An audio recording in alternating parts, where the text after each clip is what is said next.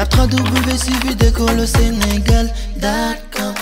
À École au Sénégal, c'est facile, tu n'as qu'à te connecter. Tape École au Sénégal, les leçons sont beaucoup plus détaillées. Bonjour chers élèves, donc bienvenue sur École au Sénégal. Donc M. Niass, professeur des SVT avec vous.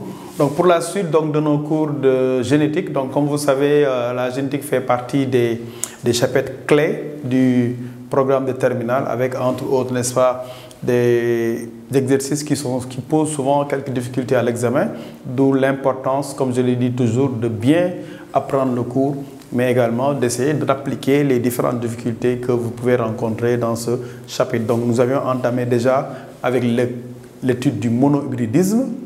On avait la dernière fois, n'est-ce pas, terminé l'étude du dihybridisme, en tout cas les grandes lignes. Maintenant, avant de poursuivre avec donc quelques cas particuliers et plus tard donc la notion de linkage, eh bien, je vous informe que c'est important de maîtriser le vocabulaire encore une fois de la génétique. Donc le premier cas particulier que je voulais partager avec vous, c'est ce qu'on appelle un gène létal.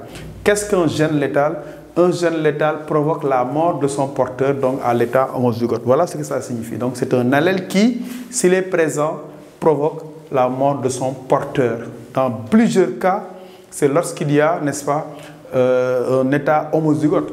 Mais on peut trouver un gène létal qui peut être, par exemple, s'il est porté par X, qui peut être mortel juste parce qu'il y a un exemplaire chez X, notamment chez le mâle.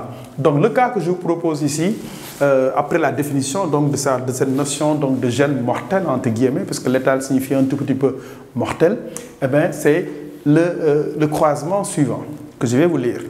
Donc on vous dit qu'on croise une souris noire donc, avec une autre souris noire, cela donne donc uniquement des souris noires, donc 100% pour ce premier croisement.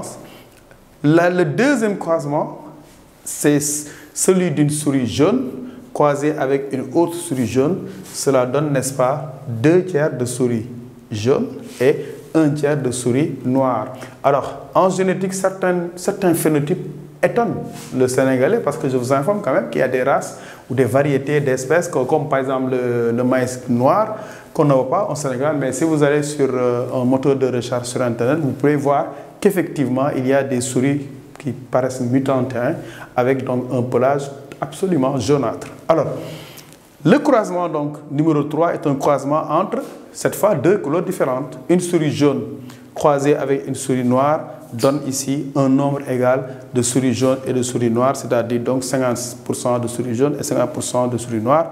Eh bien, on nous demande d'interpréter ce croisement. Donc, avant de passer à l'interprétation factorielle, je voudrais déjà avec vous tirer donc les conclusions qui s'imposent. La première conclusion concerne évidemment le premier croisement qui ne pose aucun problème et qui ne donne pas forcément des informations sinon qu'il pourrait s'agir donc de race pure.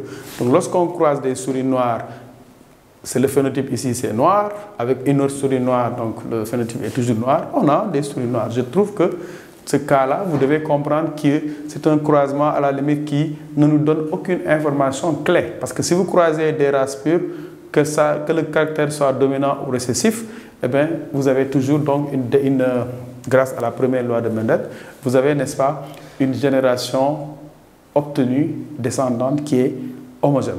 Par contre, le deuxième croisement est intéressant parce que dans le deuxième croisement, on a une souris jaune, ici, regardez bien, croisée avec une autre souris jaune. Et on a dans la descendance et des souris jaunes et des souris noires. Donc ça doit interpeller l'élève parce que le phénotype noir est absent des parents. Et ce phénotype noir apparaît donc dans la descendance, ce qui permet d'avoir, dans ce cas, je l'ai dit, de monohybridisme, parce que dans tout l'exercice, vous ne voyez parler que de la couleur du pelage chez ces petits rongeurs-là. Eh bien, pour ce deuxième croisement, il y a deux informations clés. La première information, c'est qu'on a le caractère dominant. Si noir apparaît et était absent du phénotype des parents, c'est que noir était présent mais était masqué. On a déduit donc que le caractère noir, que nous allons appeler N, est un caractère qui est récessif. Et l'autre info, évidemment, c'est que le caractère jaune est un caractère dominant. Parce que si jaune masque noir, c'est que jaune est dominant. Ça, c'est la première information. La deuxième information concerne évidemment ces proportions que nous ne connaissions pas. Donc, on connaît des proportions 75%, 25%, 100%. Et bien là, on a des proportions qui sont différentes de ce qu'on avait l'habitude d'avoir. Alors, le dernier croisement, c'est le croisement d'une souris jaune avec une souris noire.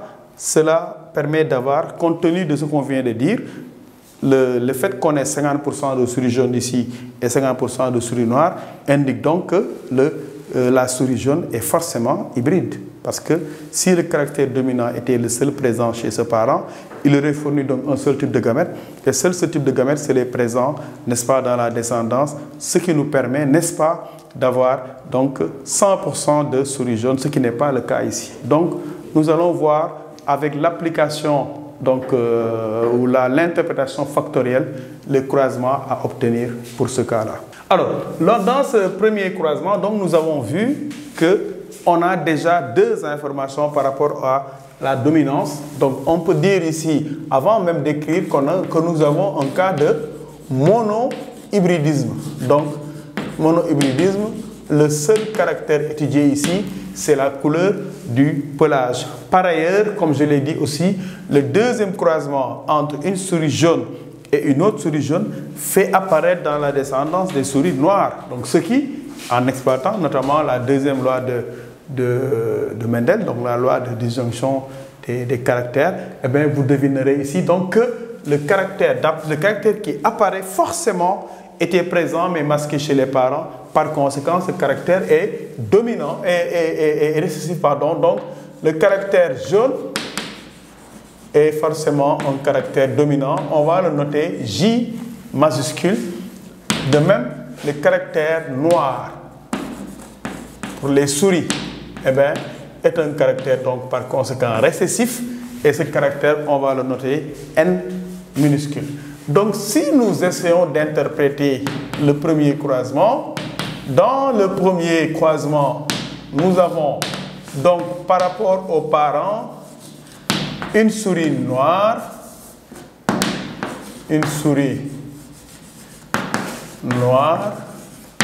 croisée avec une souris noire, n'est-ce pas? Donc, ce croisement, si nous passons par les génotypes, donc nous avons N, puisque c'est un caractère récessif. Forcément, un caractère récessif ne s'exprime qu'à l'état homozygote. Voilà les deux génotypes. Eh bien, les gamètes produits, donc ce parent va produire un seul type de gamète, ce parent va produire un type de gamète, et regardez ce qui est conforme à notre résultat. On a des parents, des petits donc, qui sont NN, comme vous le voyez, 100% de souris noires. Donc ici, la première remarque qu'on avait déjà faite en regardant seulement les résultats, c'était, n'est-ce pas, qu'on a affaire à des races pures. Parce que quand vous croisez une race pure avec une autre race pure, vous avez forcément une descendance homogène. L'autre chose importante que les élèves ne doivent pas oublier, c'est dès lors que notre interprétation nous a dit qu'on a des souris ici qui portent un caractère récessif, on peut en deviner que ces caractères de souris-là sont des races pures, puisqu'un caractère récessif, N en l'occurrence, ne s'exprime qu'à l'état homozygote. Donc voilà pour le premier croisement. Nous allons passer maintenant au deuxième croisement. www.Sénégal.com